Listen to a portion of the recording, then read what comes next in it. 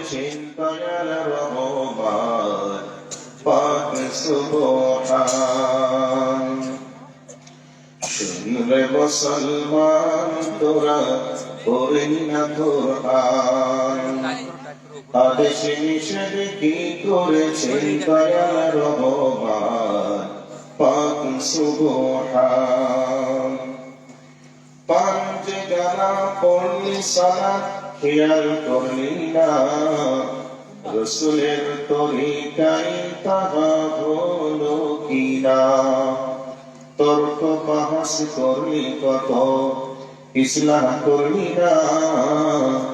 হাদিস কোরআন পড়লে পাবি হকের সন্ধান। তোরা কেমন মুসলমান, তোরা পড়লি না কোরআন। আদেশ নিষেধ কি করেছেন দয়াল রহমান পাক সুবহান। শ্বশুর শাশুড়ি ভাই ভাবি আর পাড়ার ছেলে হায়া ভুলে দেখছে টিভি সবাই মিলে একসঙ্গেতে। মুমিনের করো দাবি, মুমিনের করো দাবি, কেমন মুসলমান তোরা পড়লি না কোরআন। আদেশ নিষেধ কি করেছেন দয়াল রহমান পাক সুবহান। মৌলভী হাজী মুন্সি গাজী, মৌলভী হাজী মুন্সি গাজী, টিভি বিসিডি সবার বাড়ি। মুমিনের করো দাবি, মুমিনের করো দাবি, কেবল মুসলমান তোরা পড়লি না কোরআন। আদেশ নিষেধ কি করেছেন দয়াল রহমান পাক সুবহান। মসজিদে ময়দানে করো ইবাদতের ভান, মসজিদে ময়দানে করো ইবাদতের ভান। পীরের দরগায় ঠুকছ মাথা কেঁদে করছ বান। আবার কাবা ছাড়া হজ করতে যাও পাথর চাপড়ের ময়দান। তোরা কেমন মুসলমান, তোরা পড়লি না কোরআন। আদেশ নিষেধ কি করেছেন দয়াল রহমান পাক সুবহান। আদেশ নিষেধ কি করেছেন দয়াল রহমান পাক সুবহান। উপস্থিত আপামর জনসাধারণের নির্বাচিত আজকের চলমান সভার সভাপতি, উপস্থিত আকাশের তারকা সদৃশ উলামায়ে কেরাম, সামনে বসে থাকা ইসলাম বিভাষিত শ্রোতা মণ্ডলী, পর্দার অন্তরালী অবস্থানরত আমার জননীর জাতিমা ও বোনেরা, সমস্ত রকমের প্রশংসার যিনি মালিক তিনি হলেন আল্লাহ। সেই আল্লাহ পাকের শিখানো ভাষার মাধ্যমে আমরা প্রশংসা আদায় করি, সকলে বলি আলহামদুলিল্লাহ। তারপরে পরে শান্তি বর্ষিত হোক মহাবিশ্বের মহামানব আশরাফুল আম্বিয়া মেহবুবে কিবরিয়া নবী মুহাম্মদুর রাসূলুল্লাহ সাল্লাল্লাহু আলাইহি ওয়াসাল্লামের উপর আল্লাহুম্মা আমিন। আলহামদুলিল্লাহ। পত্র এলাকার সুনামধন্য কৃতি সন্তান আজকের সভার সভাপতির মুখ থেকে আমরা জ্বলন্ত ইতিহাস শুনতে পেলাম এবং জ্বলন্ত ঐতিহাসিক দিককে আমরা চোখের সামনে দেখতেও পেলাম। আলহামদুলিল্লাহ। আপনাদের এলাকায় কি করে কোরআন এবং সহিহ সুন্নাহর দাওয়াত কিভাবে পৌঁছিয়েছে আপনাদের কাছে, বাস্তবে কিভাবে এসেছে, কিভাবে দাওয়াত মানুষের কাছে পৌঁছেছেন, ওই ব্যক্তি কোথায় শুয়ে আছে, টোটাল উনি আপনাদের সামনে খাতা কলমে যেভাবে প্ল্যান করে ছাত্রদেরকে বোঝাই সেভাবে আপনাদেরকে বুঝিয়ে দিলেন। আলহামদুলিল্লাহ, শুনে খুবই ভালো লাগলো। দেখে একটা ঐতিহাসিক বীরকে চোখের সামনে দেখে চোখটাও যেন শান্তি পেল, অন্তরটাও যেন জুড়িয়ে গেল। আলহামদুলিল্লাহ, শাইখের জন্য আল্লাহর কাছে দোয়া রাখি, ওনার সুস্বাস্থ্য কামনা করি এবং হায়াত দারাজ করুক সেই মহান প্রভুর কাছে দোয়া রাখি। এবং যতদিন বাঁচবেন ততদিন যেন মানুষের কাছে কোরআন এবং সুন্নাহ দাওয়াতকে পৌঁছে দিতে পারে, এই দোয়া আল্লাহর কাছে রাখি। আল্লাহ তুমি কবুল করো। ভাই, রাত যথেষ্ট হয়েছে, তবে কয়টা বাজে? 11:30। কতক্ষণ যে আমি বলবো জানি না, আমার পরেও তো একজন বক্তা আছে, আমার পরেও একজন আছে। এখন তো রাত 12টা বেজেও গেল, মাঠেও 12টা না বাজলে 11:15 কাছাকাছি, এদিকটা খালি হয়ে গেছে, তাই না? তো যাই হোক, অল্প সময়ের মধ্যে একটা গুরুত্বপূর্ণ বিষয়ের উপরে তত্ত্ববহ আলোচনা করার চেষ্টা করব। তো আমি যেভাবে বক্তব্য বিষয়টাকে নিয়ে ভূমিকা নিয়ে ওঠার চেষ্টা করছিলাম, বলবো ভাবছিলাম, সেভাবে কথা বলা যাবে না। কারণ অন্যের হক মেরে নিজে খাবো, এটা উচিত হবে না। কারণ আমার পরেও একজন যোগ্য ব্যক্তি এসেছেন, সম্মানীয় ব্যক্তি, ওনার সামনে যদি শ্রোতা না থাকে তাহলে উনিও থাকবে। যাই হোক, আলহামদুলিল্লাহ। তবে আমি যে কোরআন এবং হাদিসের এবারও পড়েছি, ওইদিকে লক্ষ্য রেখে কিছু কথা বলছি। একটু বক্তব্য বিষয়টিকে মনোযোগ সহকারে শোনা রাখবে। তদানীন্তন সময়ে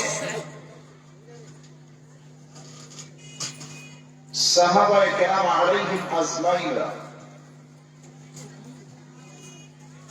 ওইভাবে হাদিস মানতেন যেভাবে রাসূল করিম সাল্লাল্লাহু আলাইহি ওয়াসাল্লাম শিখিয়েছেন।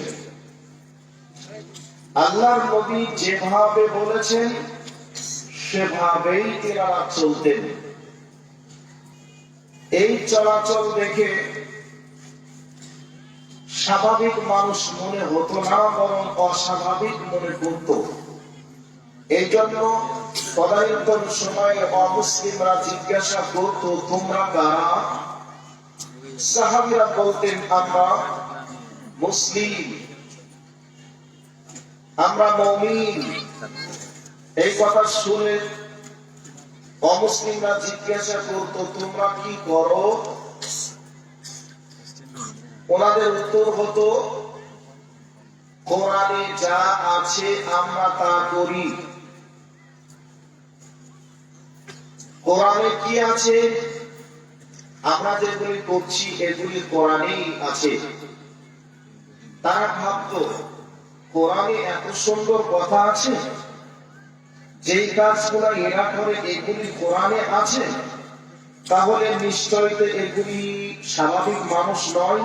আর কোরআনে যদি থেকে থাকে এটা স্বাভাবিক কোন কিতাব নয়, নিশ্চয়ই মানুষগুলি অস্বাভাবিক, কোরআন তার থেকেও অস্বাভাবিক। কাজেই তারা আর অন্ধকারে না থেকে তারা সাথে সাথেই ইসলাম কবুল করে নামের পাশে রাদিয়াল্লাহু তাআলা আনহু টাইটেল নিয়ে দুনিয়ার বুক থেকে বিদায় নিয়েছে। এখন আমাদেরকে অমুসলিমরা যদি জিজ্ঞাসা করে, তোমরা কারা? আমরা গর্ব করে বলবো, আমরা মুসলমান। জিজ্ঞাসা যদি করে, তোমরা কি করো? আমরা যদি বলি, কোরআনে যা আছে আমরা তাই করি। আচ্ছা বলুন, এই কোরআনের দাম বাড়বে না দাম কমবে? কথা একটু বুঝে শুনে বলবেন। এখন আমাদেরকে যদি কেউ জিজ্ঞাসা করে, তোমরা কারা? আমরা গর্ব করে বলবো, আমরা মুসলমান। তোমরা কি করো? কোরআনে যা আছে তাই করি। এ কথা যদি বলি, তাহলে কোরআনের দাম বাড়বে না কমবে? বাড়বে। কি বলছেন আপনি? বাড়বে বলছেন? কমবে? বাড়বে। এখন আমাদের চলাচল, আমাদের এক কথায় ফজর থেকে নিয়ে ঘুমাতে যাওয়ার আগে পর্যন্ত কোরআন এবং হাদিসে যা আছে তাকে আমরা করি। করি না। এবার যদি বলি করি না, তারপরে যদি বলে কোরআনে যা আছে আমরা তাই করি, তাহলে কোরআনের প্রতি মানুষের ভালোবাসা বাড়বে না কমবে? আশা করি বাড়বে না, বরং কমবে। কারণ আমাদের চলাচলের সঙ্গে কোরআন এবং সুন্নাহর কোনো মিল নেই, যার কারণে আমাদের আদর্শ দেখে অন্য কোনো অমুসলিম ইসলাম কবুল করছে না। আমাদের আদর্শ দেখে অন্যান্য জাতির মানুষরা আমাদেরকে ঘৃণা করে, আমাদেরকে দেখে বলে আনকালচার, আমাদেরকে দেখে তারা নাক ছিটকায়, আমাদেরকে দেখে তারা অবজ্ঞা তুচ্ছ তাচ্ছিল্য করে। কারণ আমাদের ভিতরে কোরআন নেই, হাদিস নেই। ময়ূর নামক একটা প্রাণী আছে, সে নাকি সবার নাচের নকল করত। নাচের নকল দেখাতে দেখাতে আসল নাচ সে ভুলে গিয়ে এখন নকল নাচ নিয়ে সে টানাটানি করে। আমরা মুসলমান নিজের ঐতিহ্যকে ভুলে গিয়ে অন্যদের ঐতিহ্য গ্রহণ করতে গিয়ে আমরা নিজেদের ঐতিহ্যকে ভুলে গিয়ে পৃথিবীর কাছে আজকে লাভ খাচ্ছি আর জোটা খাচ্ছি। একটু কথাটা মিলিয়ে দেখুন, ঠিক বললাম না ভুল বললাম? ভাইয়া, আমরা মুসলমান, গোটা পৃথিবীতে উন্নত মানের জাতি একটাই, সেই জাতির নাম হলো মুসলমান।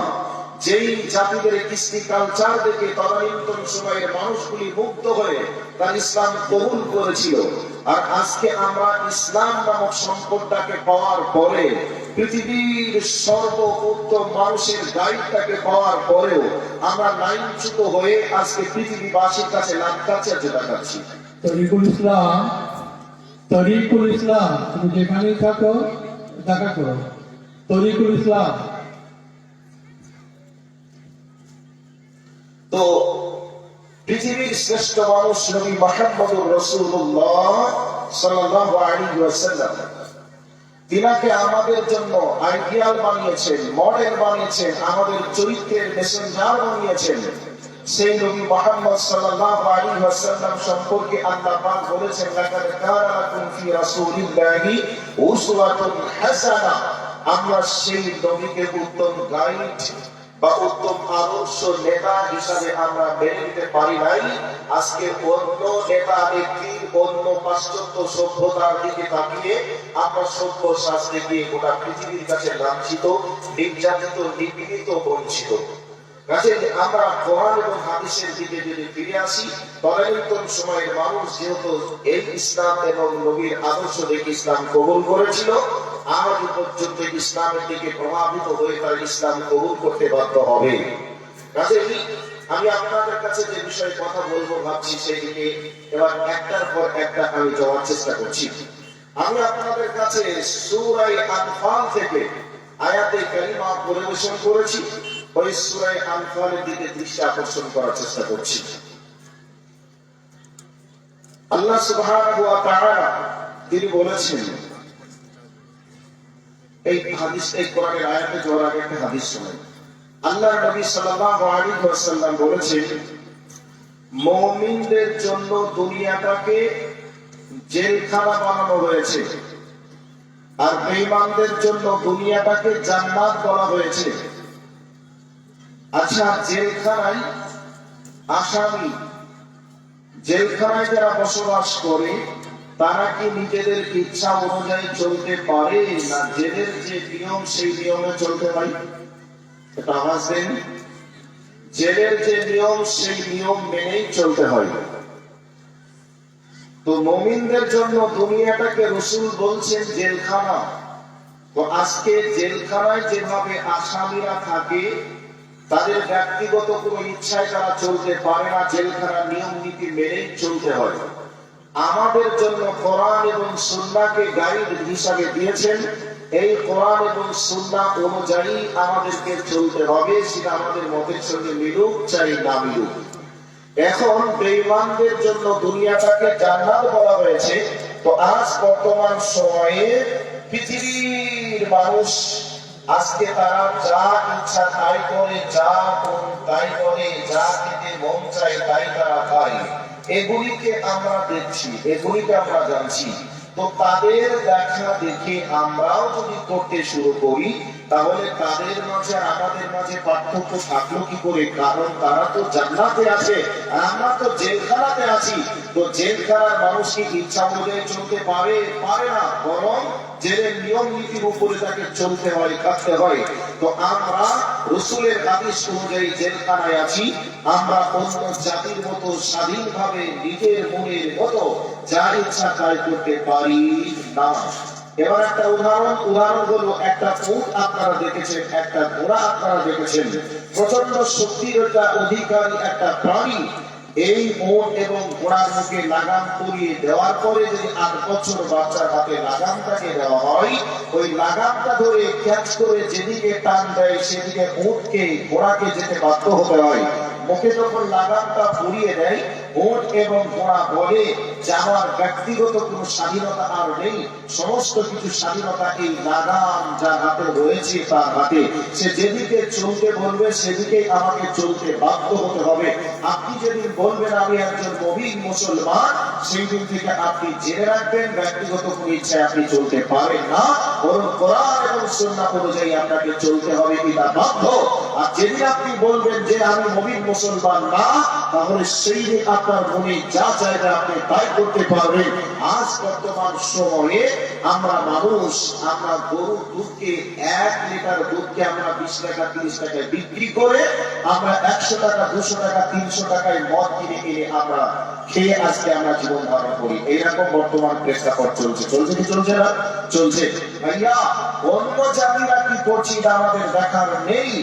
আমরা মুসলমান হিসাবে আমরা কি করবো? কোরআন এবং সুন্নাহ অনুযায়ী আমাদেরকে দেখা লাগবে। তো এই বিষয়গুলিকে একটু দৃষ্টি আকর্ষণ করার জন্য আপনাদের কাছে আন্তরিক অনুরোধ রেখে কোরআনের আয়াতের দিকে চলে যাচ্ছি। আমি যে বক্তব্য বিষয়টিকে নিয়ে যাচ্ছি, এই বক্তব্য বিষয়টি হচ্ছে মুমিন। প্রকৃত মুমিন কাকে বলে? মুমিন হতে গেলে কি কি বৈশিষ্ট্য থাকা লাগবে, আর আল্লাহ কাকে প্রকৃত মুমিন বলেছেন, এই দিকে লক্ষ্য রেখে কথাগুলি বলবো। এবার শুনুন। আউযু বিল্লাহি মিনাশ শাইতানির রাজীম। বিসমিল্লাহির রাহমানির রাহিম। ইন্নামাল মুমিনুনা আল্লাযীনা ইযা যুকিরাল্লাহু ওয়াজিলাত قلوبهم وإذا تليت عليهم آياته زادتهم إيمانا وعلى ربهم يتوكلون। আল্লাহ রাব্বুল আলামিন বলেন, মুমিন তো সেই যে ব্যক্তি আমি আল্লাহকে স্মরণ করার সাথে সাথে আমি আল্লাহর ভয়ে তার অন্তরটা কেঁপে উঠবে। মুমিনের প্রকৃতপক্ষে গুণ হবে আল্লাহকে স্মরণ করার সাথে সাথে আল্লাহর ভয়ে তার অন্তর কাঁপবে। এবার এই আয়াতটার সঙ্গে একটা বাস্তব দিয়ে মিলিয়ে দিই। হযরতে আব্দুল্লাহ বিন ওমর রাদিয়াল্লাহু তাআলা আনহুর জীবনী একটা আপনাদেরকে শোনাই। ঘটনাটা এসেছে আল বিদায়া ওয়া নিহায়াতের ভিতরে।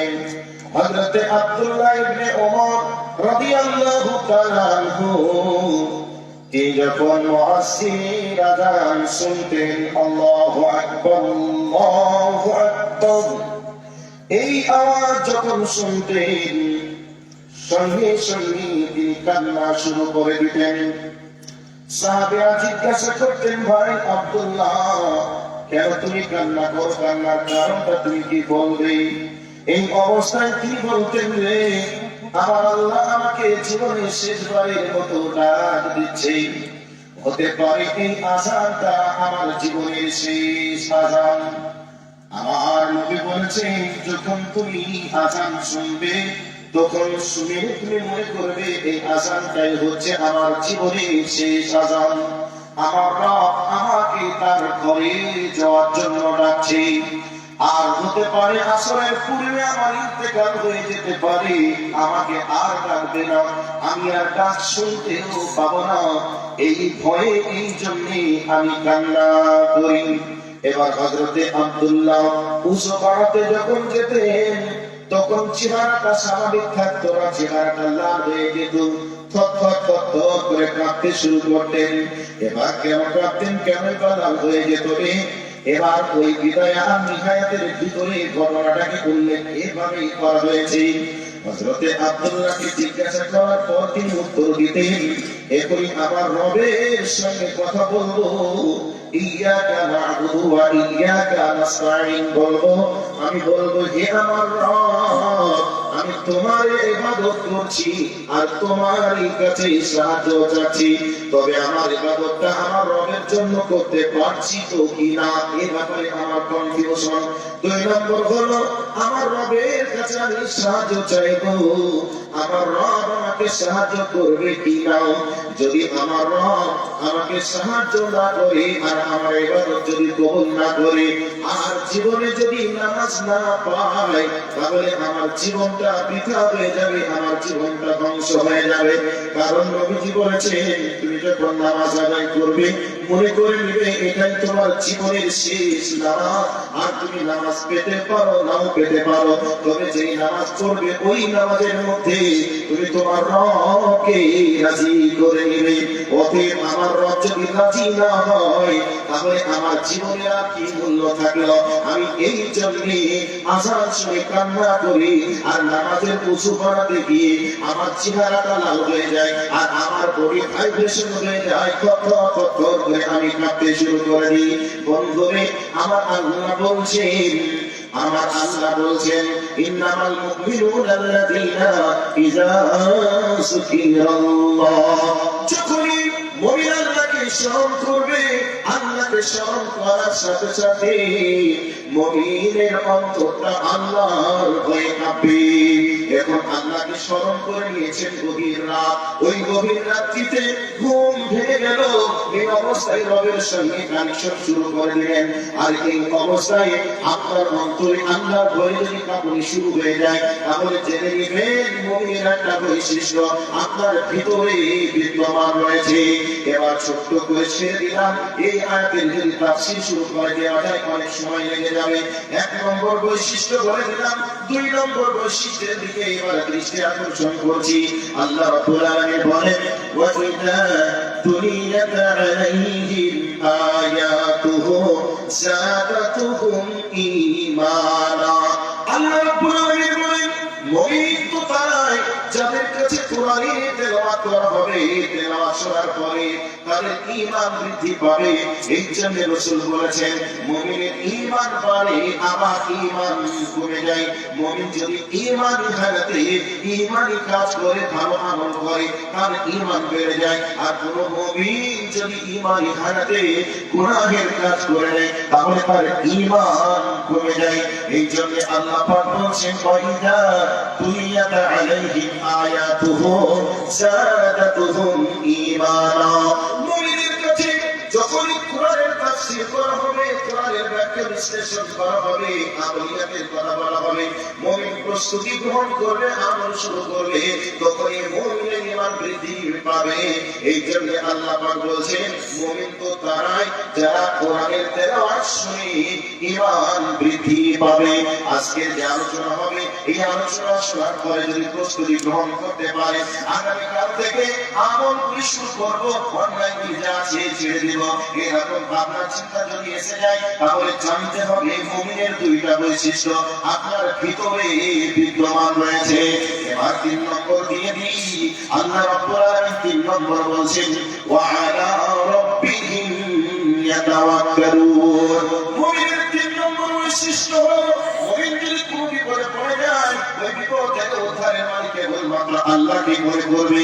মুমিন যদি কোনো সমস্যায় পড়ে যায়, সমাধানের মালিক আল্লাহকেই মনে করবে, এছাড়া পৃথিবীর কাউকে করবে না। এবার আপনাদেরকে একটা হাদিসের বর্ণনা শুনিয়ে দিই। বন্ধুরে, বিশ্বনবী জনাবে মুহাম্মদুর রাসূলুল্লাহ সাল্লাল্লাহু আলাইহি ওয়াসাল্লাম বদরের ময়দানে 313 জন সৈন্যকে নিয়ে বদরের প্রান্তরে চলে, বদরের এত ভয়াবহ ছিল রে, বাপের বিরুদ্ধে ছেলে অস্ত্র ধারণ করেছে, ছেলের বিরুদ্ধে বাপ অস্ত্র ধারণ করেছে। মর্মান্তিক একটা যুদ্ধের মাঠ, ওই মর্মান্তিক যুদ্ধের ময়দানে রাসূলের সাহাবীরা 313 জন, আর তামাম পৃথিবীতে ঈমানদার আল্লাহ বলে কোনো মানুষ নেই। এই অবস্থায় 1000 ট্রেনিংপ্রাপ্ত সৈন্যের সাথে কেমন করে যুদ্ধ করবে? এই অবস্থায় বিশ্বনবী আমার আল্লাহর উপরে ভরসা রেখে 313 জন সৈন্যকে নিয়ে চললেন।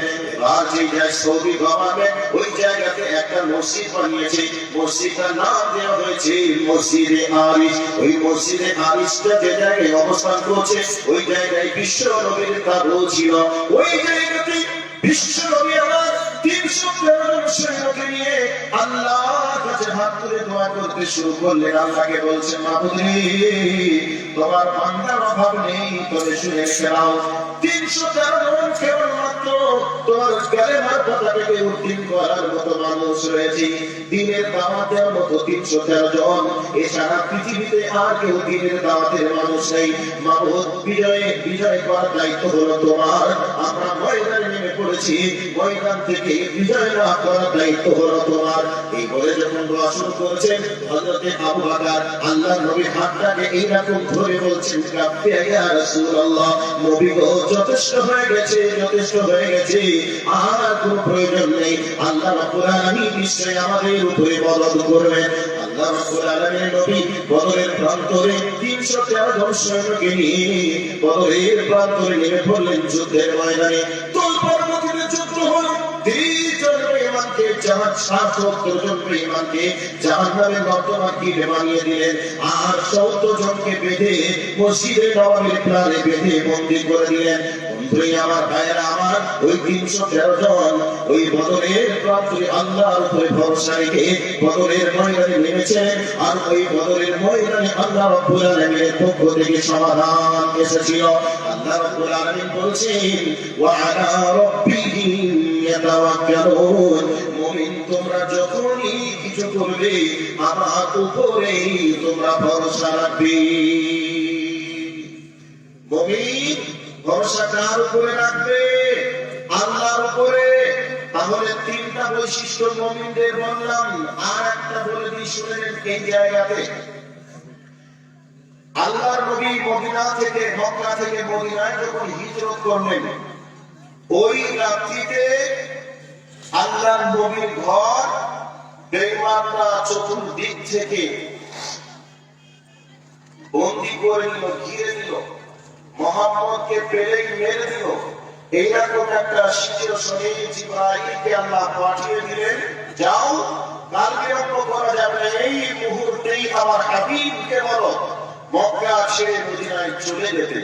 আল্লাহর নবী হযরতে আলীকে ডাকলেন, নবীজির বিছানাতে হযরতে আলীকে শুইয়ে দিলেন। আর আলীকে যাওয়ার আগে বললেন, আলী, আমি চললাম মদিনায়, আমার যাওয়ার পরে তোমাকেও যাওয়া লাগবে, তুমি আমার বিছানায় ঘুমিয়ে যাও। কথাটা বলে চলে গেলেন। আমি জানেন চতুর্দিকে বেঈমানরা বাড়িটাকে ঘেরাও করে নিয়েছে, বাড়ির ভিতরে প্রবেশ করে মুহাম্মদ বলে আমি আলীকে তারা টুকরো টুকরো করে দিতে পারে, এই সংবাদটা তিনি জানেন। এরপরেও তিনি বিন্দু পরিমাণ টেনশন না করে, ভাবনা চিন্তা না করে রাসূলকে বললেন, যান, আমি থেকে গেলাম। আল্লাহ নবী চলে গেলেন। সাহাবী আনসার মুহাজিরদের কাছে ঘটনাটা শোনালেন। মনের ভিতরে আনসার মুহাজিরদের মনের ভিতরে একটা কৌতূহল জেগে উঠলো যে এইরকম ভয়াবহ সিচুয়েশনে মানুষ আবার কেমন করে ঘুমাতে পারে, থাকতে পারে। যান, আলী আসবে, আলীকে জিজ্ঞাসা করবো ওই রাতের খবরটা একটু বলো তো। মনে করলেন আপনার ভাইকে খুঁজছে ডাকাতেরা, পেলেই মেরে দিবে, কোন রকমের ছাড়ের কোন সুযোগ নেই, পেলেই মেরে দিবে। এই অবস্থায় ভাই যদি বলে, ভাই আমার বিছানায় তুমি ঘুমা, আমি পালিয়ে গেলাম, এই কথা ভাই যদি বলে, ভাই বিছানায় ভাই কি শুয়ে থাকতে পারবে? মনে হয় জীবনের মায়া, জীবনের ভয় সবার তো আছে, আছে না নেই? আছে। তো আল্লাহর নবী বললেন, হযরতে আলী কোন রকমের টেনশন ছাড়াই বিছানাতে ঘুমিয়ে গেলেন।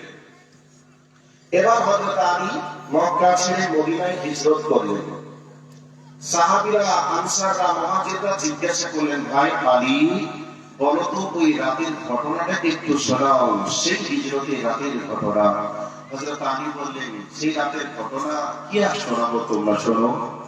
নবীজি আমাকে বলেছিলেন, আলী আমার পরে তোমাকেও মদিনায় আসতে হবে। নবী যেহেতু সত্য, নবীর কথাও সত্য, যেহেতু আমাকে আসতে হবে মদিনায়, সেহেতু বেঈমানরা আমার একটা চুলকে গেলাতে পারবে না।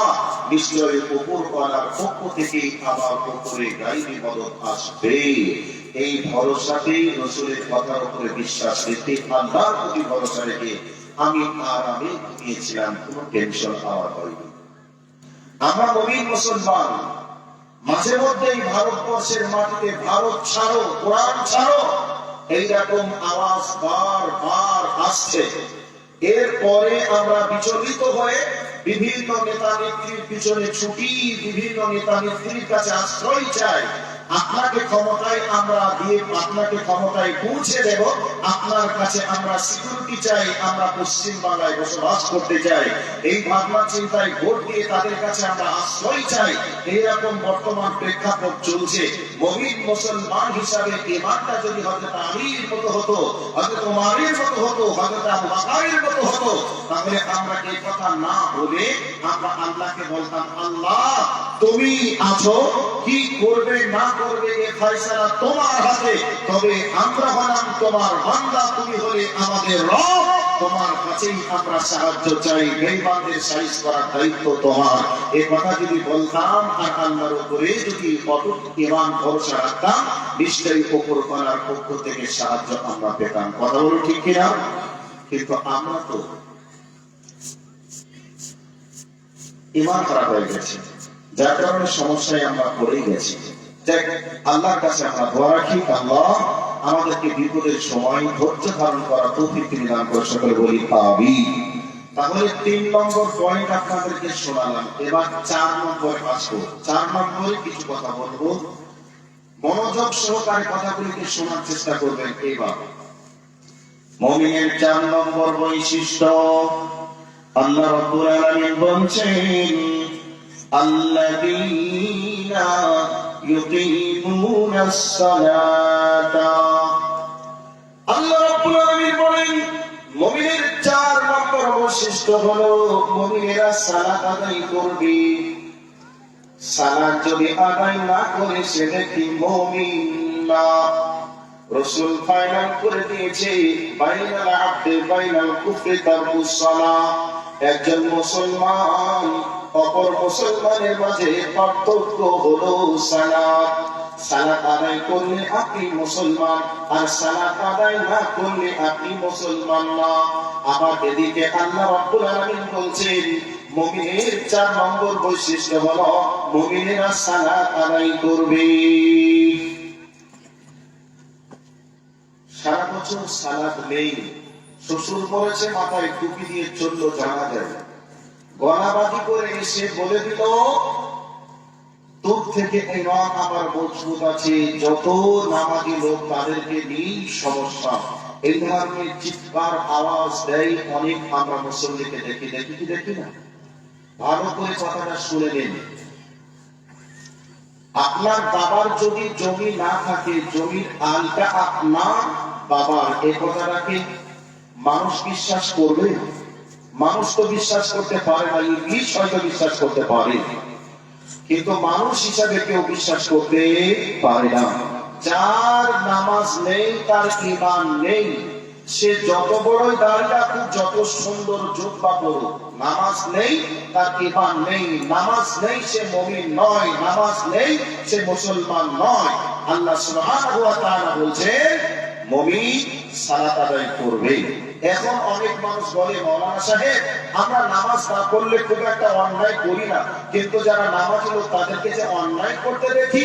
এই কথার জবাবে আমি আপনাকে একটা বলতে পারি, পৃথিবীতে যত সাদা আছে, পৃথিবীতে যত দুধ আছে, দুধ মাত্রই কিন্তু সাদা, কিন্তু পৃথিবীতে যত সাদা আছে সব সাদা দুধ নয়। পৃথিবীতে যারা নামাজি, নামাজিরাই ভালো, কিন্তু সব নামাজি ভালো নয়। যদি সব নামাজি ভালোই হতো তাহলে ফাওয়াইলুল লিল মুসাল্লিন আল্লাহ বলতেন না, যে ওয়াইল নামক জাহান্নামে মুসল্লিরা যাবে, তাহলে মুসল্লিদের জন্য একটা জাহান্নাম রিজার্ভ আল্লাহ করেছেন। তাহলে বোঝা গেল সব নামাজি ভালো নয়, কিন্তু পৃথিবীতে যারা ভালো তারাই নামাজি।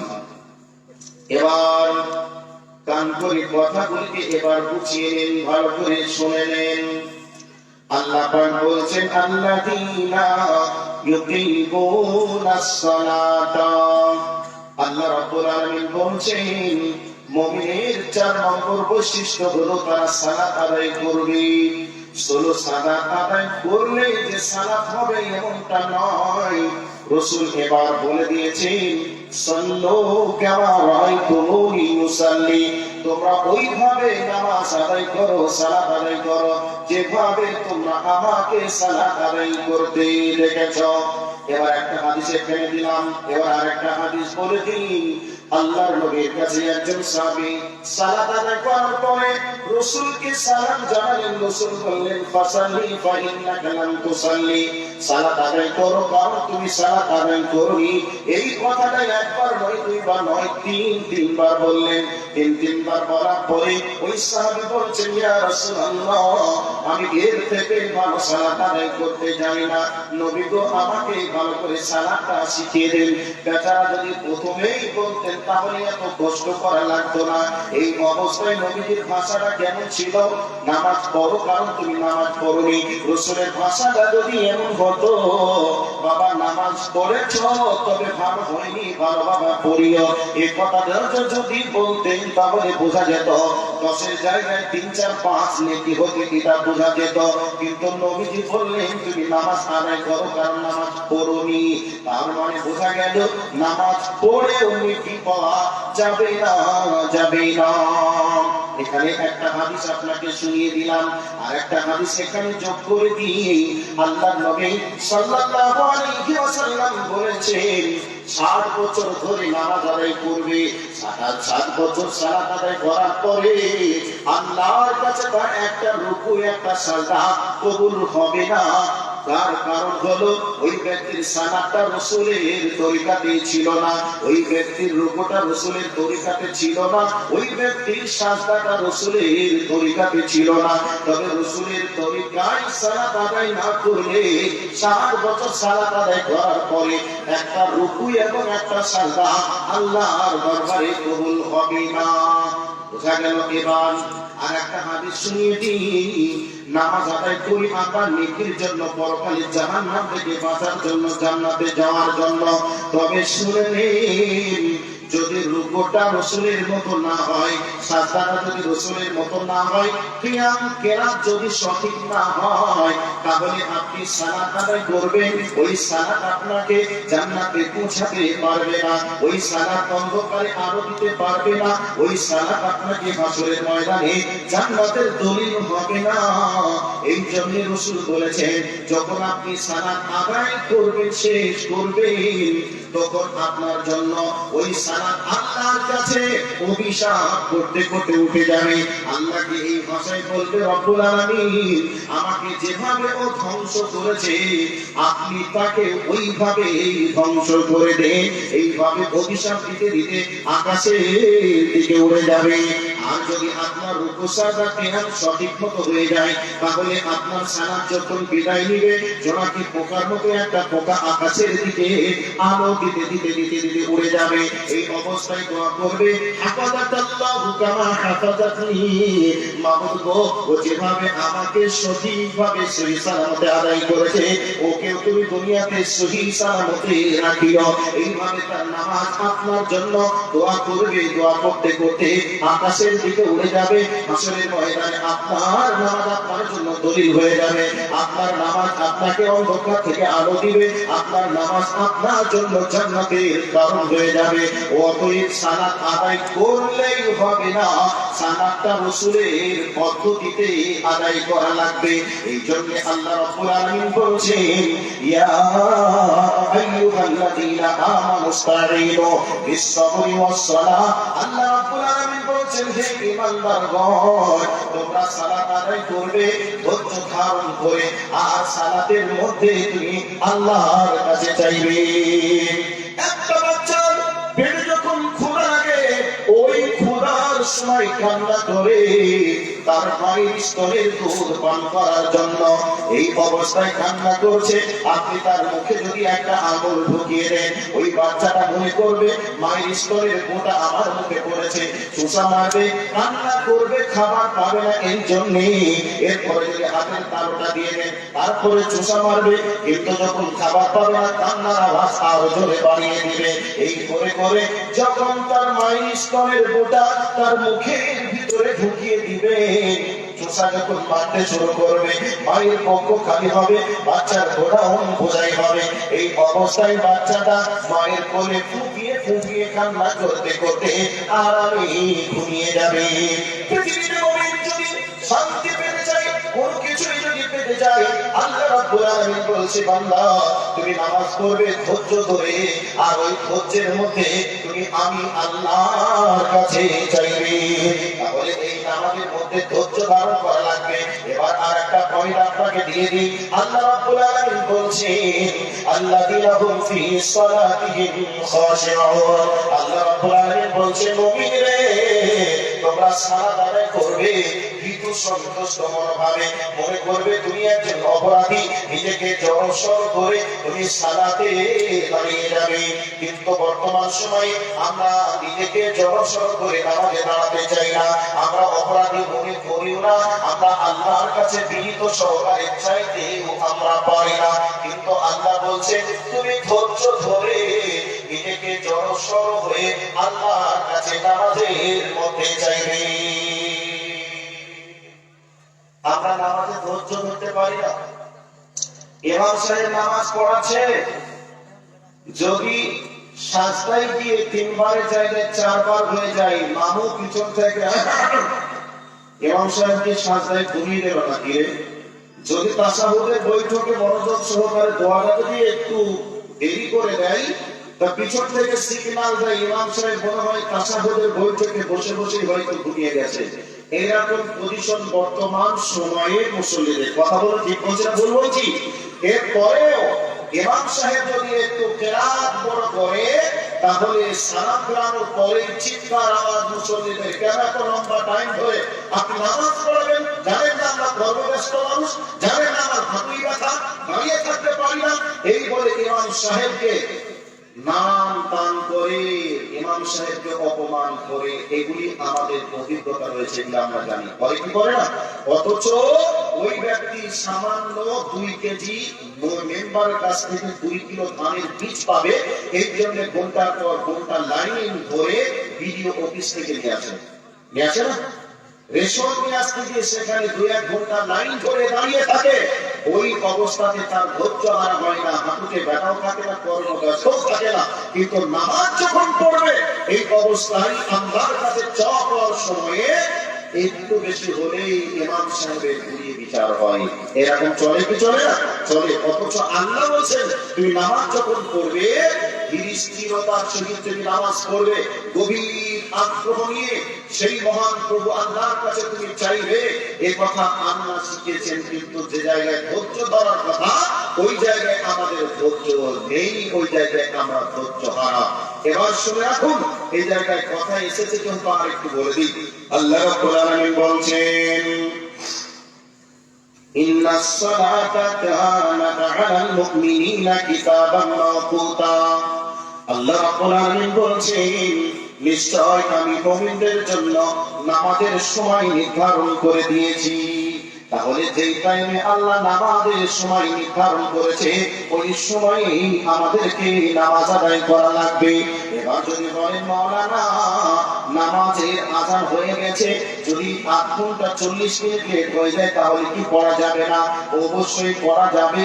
কর্মব্যস্ত মানুষ হিসাবে পড়তে পারি, এই কথা সত্য, কিন্তু এটা ব্যতিক্রম বলে কথা। প্রতিদিন ইচ্ছাকৃতভাবে সময়কে লেট করে পড়া যাবে না, যাবে না।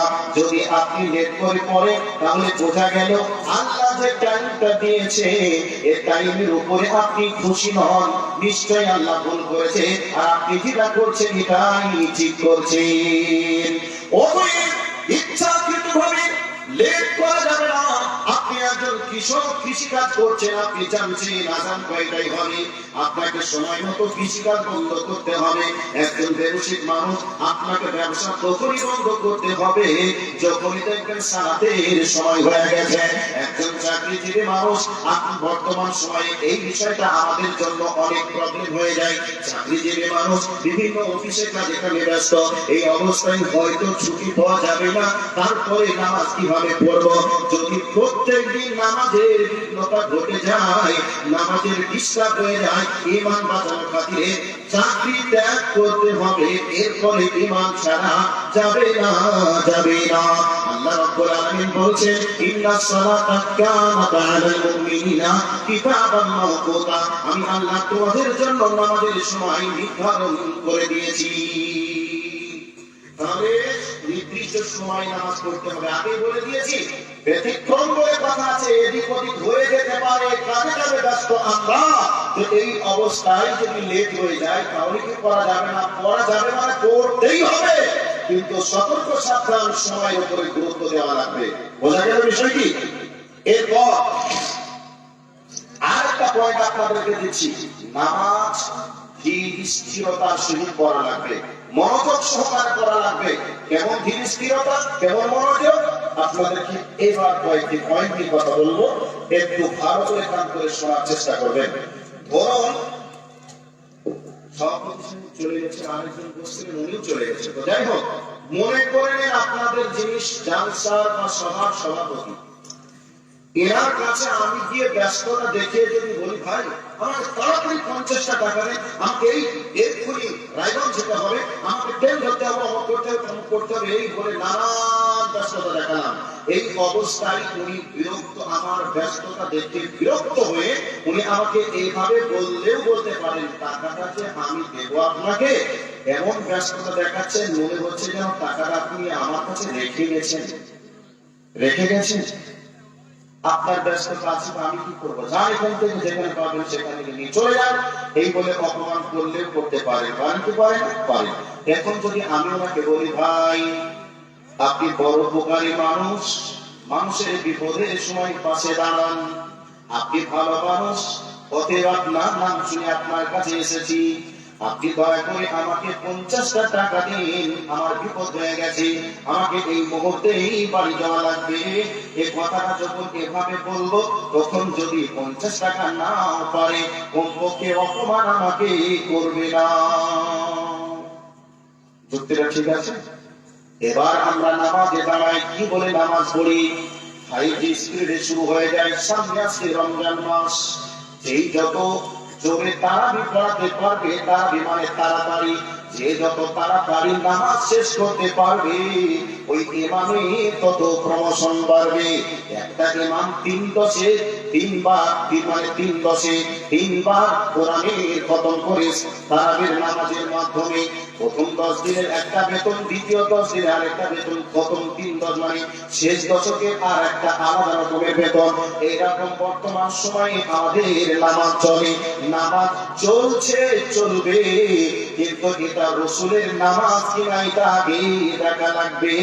আপনি যখন কোরআনের তেলাওয়াত করবেন, তখন ওয়ারাতিল কুরআনা তারতিলা, আপনাকে পরস্পরতা বজায় রেখে আপনাকে কোরআনের তেলাওয়াত করতে হবে। কিন্তু বর্তমানে আমরা এরকম ভাবে আল্লাহু আকবার বলে দাঁড়িয়ে যাই, আলহামদুলিল্লাহ রাব্বিল আলামিন জান্নাতুল দিয়ে করবো, এটা সাইয়্যিদুনা সাল্লাল্লাহু এদিকে ইমাম সাহেব জল শুরু করেছে, আর মুক্তারি তখন কেবলই উঠে আমিন বলছে। এগুলি আমরা দেখি, দেখি কি দেখি না দেখি, কিন্তু এ নামাজ নামাজ নয়। আর নামাজটা কি তা যদি আমরা জানতাম, তাহলে এইরকম ভাবে তাড়াহুড়া করে নামাজ পড়তাম না। এই তারাবি, এইভাবে তাড়াতাড়ি নামাজ পড়া মানে আল্লাহকে ব্যস্ততা দেখানো, আল্লাহকে আমরা বোঝাতে চাই, আল্লাহ আমাদের সময়ের অভাব, আমরা ব্যস্ত, এভাবে পড়ছি, তুমি নাও, এরকম ভাবে বলে আল্লাহকে হয়তো আমরা ব্যস্ততা দেখাচ্ছি। কিন্তু নামাজের মধ্য দিয়ে কি চাই আর নামাজটা কি জিনিস, এটা যদি বুঝতাম তাহলে এইরকম ভাবে তাড়াহুড়া আমরা করতাম না। এবার আপনাকে বলে দিই, আল্লাহু আকবার বলে আমরা যখন দাঁড়াই, এর মানে হলো আল্লাহ তুমি মহান, আল্লাহ তুমি বড়। এই অবস্থায় আমরা দাঁড়িয়ে বলি আল্লাহুম্মা বা'id বাইনি ওয়া বাইনা খাতায়ায়া কামা বা'আদতা বাইনাল মাশরিকি ওয়াল মাগরিবি। দোয়াগুলি যখন আমরা ধীর স্থিরতার সহিত আমরা বলবো, এই অবস্থায় এর অর্থটা কেমন হবে আর এই মনোযোগটা কেমন থাকবে। এই অবস্থায় আমরা বলি আল্লাহ গো, আল্লাহুম্মা বা'id বাইনি ওয়া বাইনা খাতায়ায়া কামা বা'আদতা বাইনাল মাশরিকি ওয়াল মাগরিবি। হে আল্লাহ, তুমি আমাকে আর আমার পথ থেকে তুমি এতটা দূরে রাখো যতটা দূরে পূর্বকে এবং পশ্চিমকে রেখেছো। মাবুদ গো, যেমন জামা কাপড় ময়লা হয়ে গেলে আমরা সার্ফ দিয়ে সাবান দিয়ে ধুয়ে পরিষ্কার করি, ওই রকম ভাবে আমার জিন্দেগির পাপগুলিকে তুমি বরফের পানি দিয়ে শিশিরের পানি দিয়ে ধুয়ে মুছে তুমি পরিষ্কার করে আমাকে তুমি নিষ্পাপ বানিয়ে দাও। নামাজের ভিতরে এটা আমরা বলি, কিন্তু কি বলি তা আমরা জানি না। এই অবস্থায় যদি আল্লাহকে ব্যস্ততা দেখে, আল্লাহকে আমাকে কবুল করবে, এটা মনে হবে? মনে হয় গো? মনে হবে না। তো এবার আমরা এরপরে কি বলি? বিসমিল্লাহির রহমানির রহিম। পরম করুণাময় অসীম দয়ালু আল্লাহর নামে শুরু করছি। আলহামদুলিল্লাহি রাব্বিল আলামিন। এর মানে কি? আমরা সূরাতুল ফাতিহা যখন পড়ি, প্রত্যেকটা আয়াতে পরে পরে আমাদের রব ফেরেশতাদেরকে সঙ্গে রেখে আমাদের জবাব দেন। এই অবস্থায় আমরা বলি আলহামদুলিল্লাহি রাব্বিল আলামিন। আমরা যদি এমনটা পড়ি আলহামদুলিল্লাহ, খুব ভালো কথা। কিন্তু এভাবে তো পড়ি না, পড়ি কিভাবে? আলহামদুলিল্লাহি রাব্বিল আলামিন আর রহমানির রহিম মালিকি ইয়াউমিদ্দিন ওয়া ইয়াকা নাস্তাঈন। পরস্পরতা বজায় না রেখে একই দুমে আমরা শেষ করি। আর এই দুমে শেষ করলে আল্লাহ কখন করবে, জবাবটা কখন দিবে বোঝা যাবে না।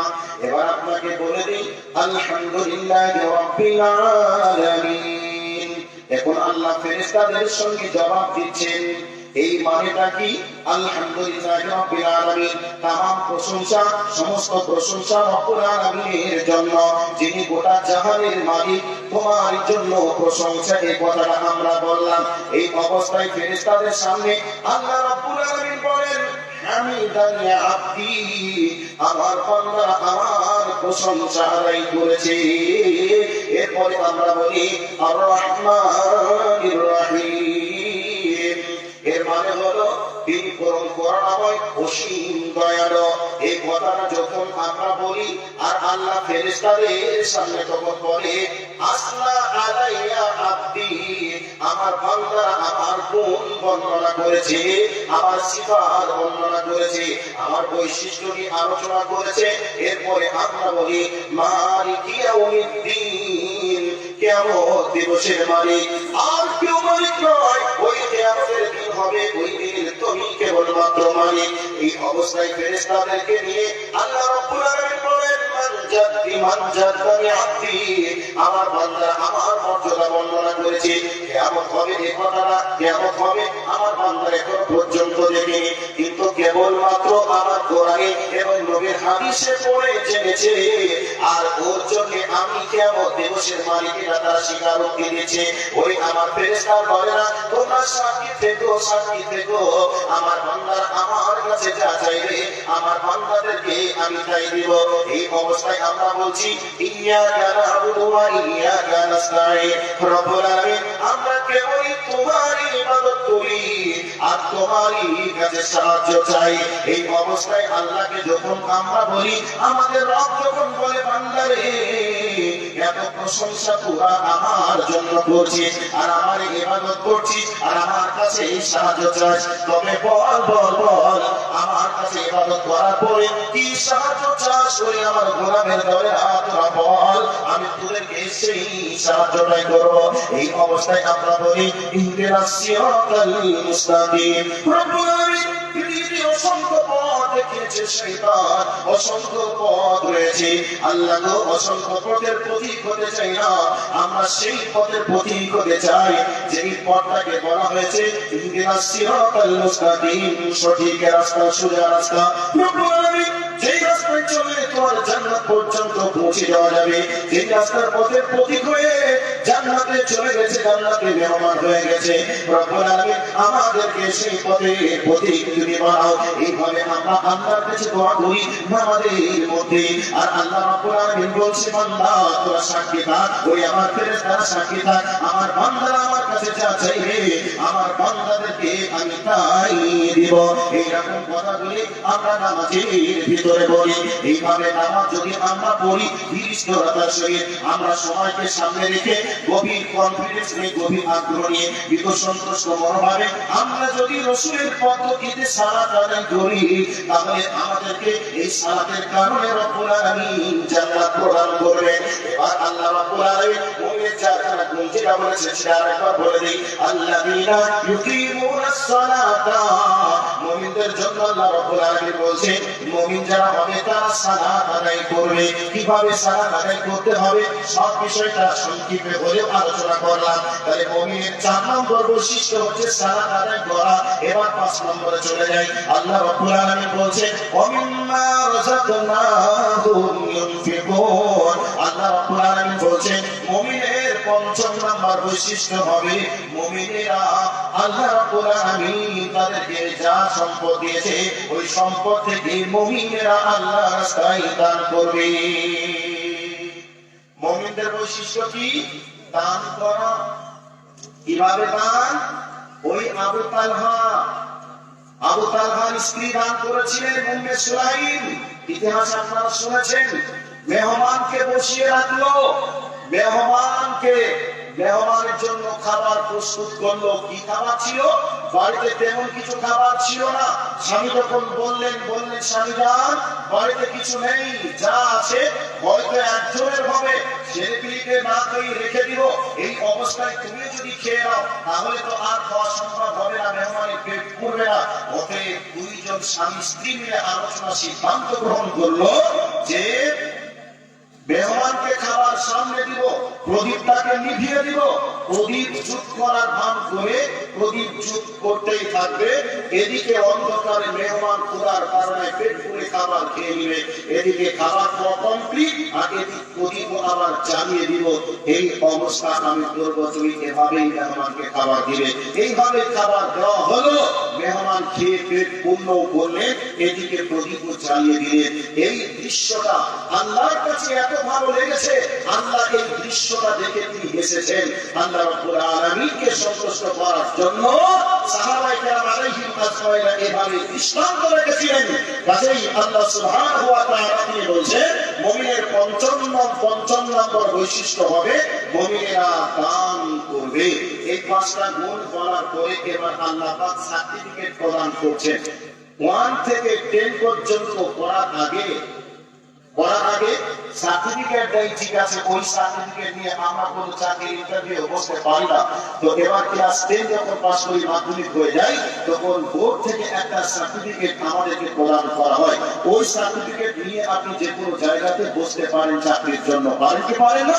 তো আল্লাহ পাক 5টা গুণ বলার পরে এবার তিনি বলছেন উলাইকা হুমুল মুমিনুনা হাক্কান। আল্লাহ রাব্বুল আলামিন এই 5খানা গুণের কথা বলার পর এবার তিনি টাইটেল দিচ্ছেন উলাইকা হুমুল মুমিনুনা হাক্কান। আমি আল্লাহ 5খানা গুণে গুণান্বিত ব্যক্তিদেরকে প্রকৃতপক্ষে মুমিন বলে ঘোষণা করলাম। এবার আপনারা বলবেন ঠিক আছে, সার্টিফিকেট পেলাম, মুমিন বলে ঘোষণা হয়ে গেল, তাহলে এবার কি হবে? ছেলেকে ইঞ্জিনিয়ার বানান, ডাক্তার বানান, প্রফেসর বানান, যাই কিছু বানান, এর উদ্দেশ্য ছেলে আমার ভালো টাকা ইনকাম করবে, ভালো গাড়িতে চাপবে, ভালো গাড়িতে চাপবে, ভালো বাড়ি করবে, ভালো মেয়ের সঙ্গে বিবাহ হবে। এইটা তো উদ্দেশ্য না, আর কিছু আছে? আর কিছু নাই, এটাই হচ্ছে উদ্দেশ্য। আল্লাহ রাব্বুল আলামিন বলছে বান্দা 5খানা গুণ তোমার ভিতরে এসে গেছে, আমি তোমাকে টাইটেল দিয়ে দিলাম, তুমি পূর্ণাঙ্গ মুমিন। এবার মুমিন হয়ে গেলে কি হবে? আল্লাহ পাক বলছেন লাহুম দারাজাতুন ইনদা রাব্বিহিম ওয়া মাগফিরাতুন ওয়া রিজকুন কারীম। আল্লাহ রাব্বুল আলামিন বলছেন দেওয়ার পরে বলে দিলাম, আমি আল্লাহর কাছে তোমাদের জন্য দুইটি অফার রয়েছে। এক নম্বর অফার হলো, তোমাদের জিন্দেগিতে যত পাপ রয়েছে এই পাপগুলিকে আমি আল্লাহ ক্ষমা করে দিব, মাফ করে দিব। আর এরপর আমি আল্লাহ তোমাদের জন্য সম্মানের রুজির ব্যবস্থা করব। তাহলে মুমিনদেরকে আল্লাহ দুনিয়াতে সম্মানের রুজি দিবেন এবং আখিরাতেও আল্লাহ মুমিনদেরকে সম্মানের রুজি দিবেন। এটা আল্লাহ রাব্বুল আলামিন কোরআনুল কারীমের মধ্যে বলছেন। এই জন্য নবীজি বলেছে, আল্লাহ রাব্বুল আলামিন বলছেন, উলাইকা হুমুল ওয়ারিসুন। মুমিনদের জন্য আল্লাহ রাব্বুল আলামিন বলছেন, মুমিনরাই হবে জান্নাতুল ফিরদাউসের ওয়ারিস, উত্তরাধিকারী। আর মুমিনরা ওই জান্নাতের ভিতরে চিরদিন চিরকাল থাকবে। আর রাসূল বলছেন, ওরে আমার উম্মতেরা, তোমরা যখন জান্নাত চাইবে আল্লাহর কাছে, জান্নাতুল ফিরদাউস চাইবে। আর জান্নাতুল ফিরদাউসটা হচ্ছে জান্নাতের মধ্যে উত্তম জান্নাত। এই উত্তম জান্নাতে কে যাবে? মুমিন যাবে। তো মুমিনদের পাঁচখানা গুণের কথা সংক্ষেপে আপনাদের কাছে আলোচনা করলাম। আলোচনা সংক্ষেপে কেন করলাম? আগে বলেছি, আমার পরেও একজন আলোচক আছে। মানুষের স্বভাব হলো রাত না হলে মাহফিলে আসছে না, আর রাত হয়ে গেলে মানুষ খাচ্ছে না। তা মাহফিলটা হবে কখন? এই যে বিশাল বড় প্যান্ডেল, এই লাইট মাইক প্যান্ডেল বক্তা এতগুলো নিয়ে এসে হাজির করেছে, এর পিছনে তো একটা খরচ আছে। তো নির্দিষ্ট সময়ে যদি প্রোগ্রামকে শুরু করা যায় তাহলে নির্দিষ্ট সময়ে শেষ করাও যায়। কিন্তু আপনারা আসছেন লেট করে, আবারও চলে যাচ্ছেন আগে আগে, তাহলে কর্তৃপক্ষ ম্যানেজমেন্ট করবে কি করে? তো সেই জন্য আপনাদেরকে বলবো, ফার্স্ট সকাল সকাল সন্ধ্যা সন্ধ্যায় প্রোগ্রামকে স্টার্ট করার চেষ্টা করলে সবকিছু সফল হওয়া যাবে। তো ভাইরা, আমি আপনাদের কাছে আবার বৃদ্ধা নারী পুরুষ সকলের কাছে আমি বলতে চাই যে আমরা এতক্ষণ ধরে শুনলাম মুমিনের পাঁচখানা গুণ।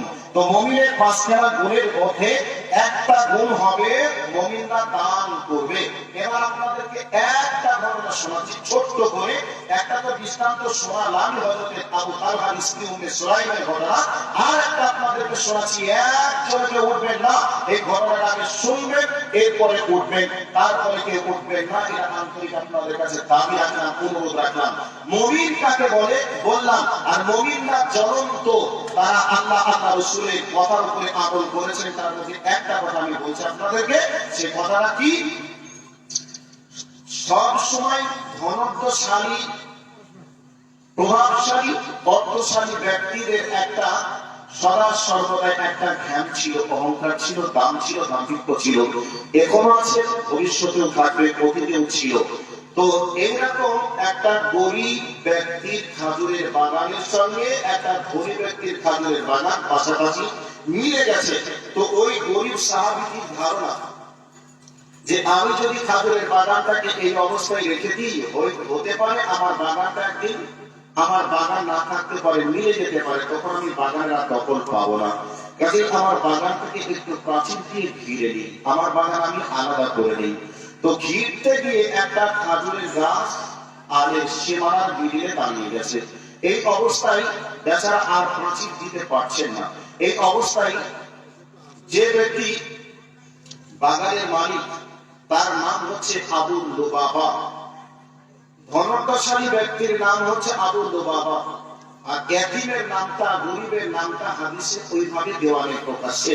তো এই অবস্থায় গরিব ব্যক্তিটা বলছেন, ভাই আবু লুবাবা, আপনি আমাকে খাজুর গাছটাকে বিক্রি করে দেন, তাহলে আমার বাগানটা ঘিরতে সুবিধা হবে। বলছেন, আমি বিক্রি করবো না, আমার কি অভাব আছে তাই আমি বিক্রি করবো? শেষকালে বলছে, তাহলে আপনি দান করে দেন। আমি দান কেন করবো? দান করবো না। তো এই সমস্যার সমাধানের জন্য মসজিদে নববীতে রাসূলের কাছে চলে গেলেন। এখন আবু লুবাবাও মসজিদে নববীতে রয়েছে। তো আল্লাহর নবীকে বলছেন, ইয়া রাসূলুল্লাহ, আমার এই সমস্যা, বাগানটা ঘিরতে গিয়ে আলের মাঝে দাঁড়িয়ে গেছে একটা খাজুরের গাছ।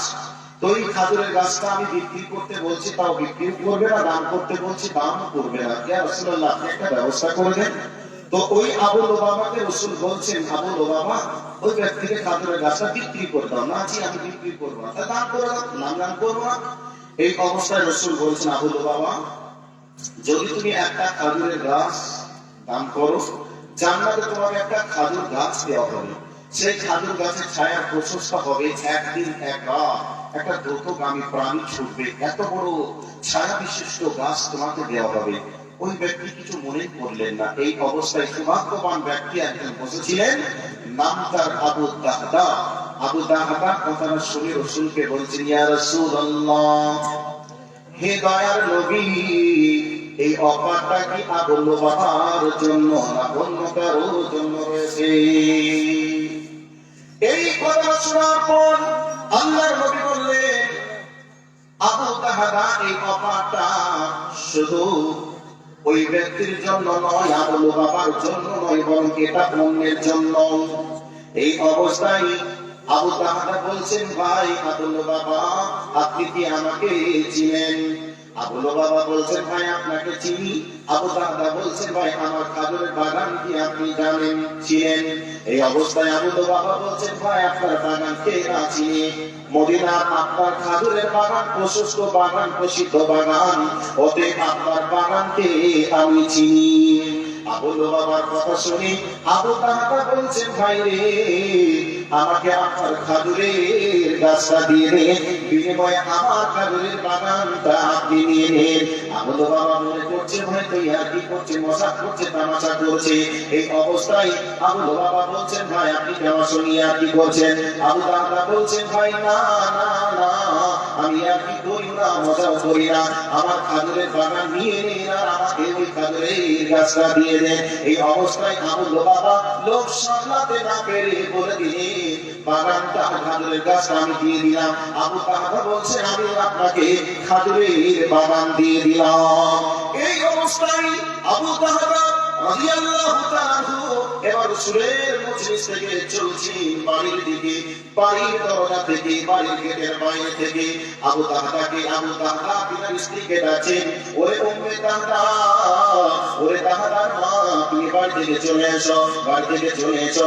এই কথাটা যখন বলছেন আমার স্ত্রী, তখন বলছেন, স্বামী যান, এরকম তো বাড়ির বাইরে থেকে ডাক দেয় না, কেন যে বাড়ির ভিতর থেকে বাইরে থেকে ডাক দিচ্ছে, কারণ কি?